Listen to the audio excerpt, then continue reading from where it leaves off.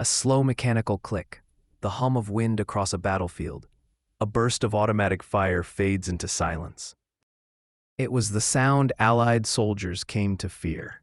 A sharp mechanical rhythm, too fast to count, too precise to be random. From the hedgerows of Normandy to the burning sands of North Africa, it echoed. And always it meant one thing: you're in its sights. This wasn't just a machine gun. It was a revolution in steel, a testament to engineering prowess and tactical foresight. This was the MG34, and it never truly left the battlefield, its legacy echoing through every modern general-purpose machine gun. To understand why this weapon endured to the last breath of the Third Reich and beyond, we must go back, not to the war itself, but to the turbulent years between the wars. It was a period of clandestine innovation, born from the ashes of defeat and the seeds of future conflict. Germany, humbled by the Treaty of Versailles, was a nation shackled. The treaty explicitly forbade the development and possession of heavy weaponry, including tanks, submarines, and, crucially, machine guns in any significant number. Officially, the German Reichswehr was limited to a mere 7,000 machine guns, all of outdated designs. But behind shuttered factory doors, in the shadows of a defeated nation, the future was already being forged. Engineers, former soldiers, and visionary strategists met in silence, driven by a singular purpose: to circumvent the treaty's restrictions and rearm Germany with cutting-edge technology. They weren't just designing a weapon, they were redesigning warfare itself. The plan was audacious: create a single machine gun capable of fulfilling multiple roles. It needed to be light enough for infantry to carry and maneuver, yet powerful enough to serve as a vehicle-mounted weapon. It also had to be adaptable for anti-aircraft defense, a truly universal weapon. No other military on Earth had ever attempted such a comprehensive design. This concept, known as the Einheitsmaschinengewehr or Universal Machine Gun, was revolutionary. It aimed to streamline logistics, simplify training, and maximize tactical flexibility. By 1934, after years of secret development and rigorous testing, Germany had succeeded. The world just didn't know it yet. Before the world heard its name, the MG34 had tasted combat in the brutal proving ground of the Spanish Civil War. Disguised as export models or technical assistants, these early units were sent to support nationalist forces. In that crucible of conflict, it outclassed every rival, proving its mettle against the best the world had to offer. It was faster, lighter, and undeniably more lethal than its contemporaries. While other nations relied on heavy, crew-served weapons like the American Browning M1917 or the British Vickers, the MG34 offered unprecedented mobility and firepower. It fired the standard German 7.92 by 57 mm Mauser round, the same as the Kar 98K rifle, simplifying ammunition supply. But unlike a rifle, it could unleash up to 900 rounds per minute, a torrent of lead that could pin down entire enemy formations. Its true genius lay in its adaptability. It could be carried by a single soldier, albeit with an assistant gunner for ammunition and barrel changes. It could be mounted on a lightweight bipod for offensive infantry assaults, or on a heavy tripod, the Lafette 34, for sustained defensive fire. It was easily installed in tanks, armored cars, and even adapted for anti-aircraft duty. This versatility made it the world's first true general-purpose machine gun, GPMG, a concept that would redefine infantry tactics for decades to come. When the war came to Europe in 1939, the MG34 was not just waiting, it was ready to dominate. The German war machine didn't march, it moved with unprecedented speed and coordination. This new doctrine, the Blitzkrieg or lightning war, relied on rapid, overwhelming force, bypassing static defenses and striking deep into enemy territory. Tanks led the charge, Stukas screamed from the sky, but the true enabler of the infantry's advance was the MG34.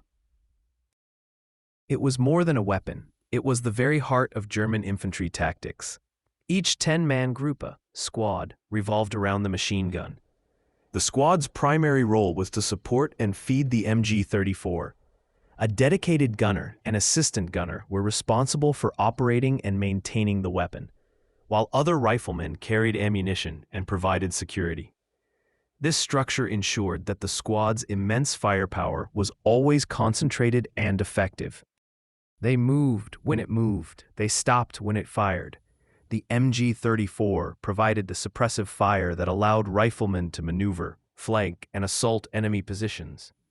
Its high rate of fire and accuracy made it devastating in both offensive and defensive roles. In that squad, firepower was king, and the MG34 was the throne. Its presence instilled fear in the enemy and confidence in German soldiers, making it an indispensable component of the early war's stunning victories. The MG34 was not stamped out in haste. It was crafted with meticulous care. Each component was machined with obsessive precision, a testament to Germany's industrial might and engineering excellence. An estimated 150 man-hours went into the production of every single unit, reflecting its complex design and high-quality materials. This dedication to craftsmanship resulted in a weapon of remarkable reliability and accuracy, provided it was properly maintained. Its innovative design featured a unique two-stage trigger, a light pull for single shots, and a full pull for continuous automatic fire. This allowed for precise engagement of individual targets or overwhelming suppressive fire, offering unparalleled tactical flexibility. The quick-change barrel system was another marvel, allowing trained crews to swap an overheated barrel in mere seconds, ensuring sustained fire during prolonged engagements. This was a critical advantage over many Allied machine guns, which required more time and effort for barrel changes. The feeding system, utilizing non-disintegrating metal belts, was robust and reliable, designed to function even in harsh conditions. When paired with the Lafette 34 tripod, the MG34 transformed into a weapon of surgical dominance. This heavy tripod, a marvel of German engineering in itself, featured recoil dampeners, optical sights for long-range accuracy, and even remote firing levers. A gunner could fire the weapon from behind cover, or even trigger it with a string, minimizing exposure to enemy fire. From foxholes to fortress bunkers, this wasn't just a gun, it was a sophisticated weapon platform, designed for maximum lethality and adaptability. One side, the MG34, elegant and polished; the other, the brutal simplicity of the MG42. By 1942, as the war intensified and Germany's industrial capacity was stretched thin, the MG34 met its younger, louder sibling, the MG42. Born out of necessity, the MG42 was designed to be faster to produce, cheaper, and simpler. Its construction relied heavily on stamped metal parts, reducing the man-hours required for production by more than half.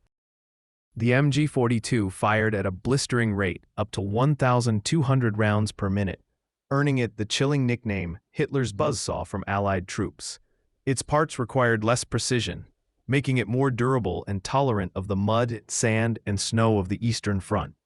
It was a brutal, efficient killing machine, perfectly suited for the attritional warfare that defined the latter half of the conflict. And yet, despite the MG42's undeniable advantages in mass production and raw firepower, the MG34 refused to fade away. Why? Because in many ways, it was still superior for specific roles. Inside the cramped turret of a Panzer tank, there was no room to swing open the MG42's side hatch barrel system for a quick change. The MG34's rear-swapping mechanism, however, fit perfectly, making it the preferred coaxial and hull machine gun for German armored vehicles throughout the war. Furthermore, the MG34's tighter tolerances and superior craftsmanship made it more accurate for sustained fire from a tripod, particularly when equipped with optical sights. In fixed positions like bunkers, anti-aircraft platforms, and defensive strongpoints, the MG34's refinement and precision made it indispensable. And so, while the MG42 stole the headlines and became the iconic image of German infantry firepower, the MG34 never left the war, serving faithfully until the very end. A machine gun cools, Snow settles on its tripod. The MG34 was a masterpiece of engineering, a testament to pre-war German industrial capability. But that elegance came at a cost. Its tight tolerances, while contributing to its accuracy and reliability in ideal conditions, made it susceptible to the extreme environments of the Eastern Front. The bitter cold could cause parts to seize, and the choking dust of North Africa could quickly foul its intricate mechanisms. In contrast, the MG42, with its looser tolerances and simpler construction, proved more resilient in the face of such brutal conditions. It was designed for the grim realities of total war, where quantity and ruggedness often trumped refined precision. Yet when clean, meticulously maintained, and manned by a trained crew, the MG34 was lethal perfection. Its smooth operation, manageable recoil, and consistent accuracy made it a favorite among elite units and experienced gunners. That duality, its brilliance and its occasional brittleness, is what truly defines the MG34. It was not a weapon for the masses, easily churned out and thrown into the fray. It was a weapon for the elite, for the tip of the spear, for those who could appreciate and maintain its sophisticated design. Its story is a compelling narrative of technological evolution, where initial perfection sometimes gives way to pragmatic efficiency in the crucible of war. Scene: modern day. Soldiers training with contemporary general-purpose machine guns. Blueprint overlays of the MG34. It was the first, the original, before NATO formally adopted the term GPMG, before military doctrines shifted to embrace modular, multi-role firepower. Germany had already written the blueprint in 1934. The MG34 wasn't just a weapon, it was a concept, a paradigm shift in how machine guns were designed, deployed, and integrated into infantry tactics. Its spirit lives on in virtually every modern general-purpose machine gun. The German MG3, a direct descendant, is essentially an MG42 chambered for the NATO 7.62 by 51mm round. But the core principles of versatility and high rate of fire trace back to the MG34. The Belgian FN Mag, adopted by dozens of nations including the United States as the M240, and the Russian PKM, all embody the fundamental design philosophy pioneered by the MG34. The very idea that one machine gun could serve all roles, from light infantry support to vehicle-mounted weapon, that was the MG34's enduring gift to military science, and its profound legacy. Even in defeat, the weapon endured, not as a mere relic, but as a revelation. Its influence shaped the development of machine guns for the next century, proving that true innovation transcends the conflict in which it was born. For military enthusiasts, weapon collectors, and gamers alike, the MG34 represents a pinnacle of wartime engineering, a weapon that truly changed the game.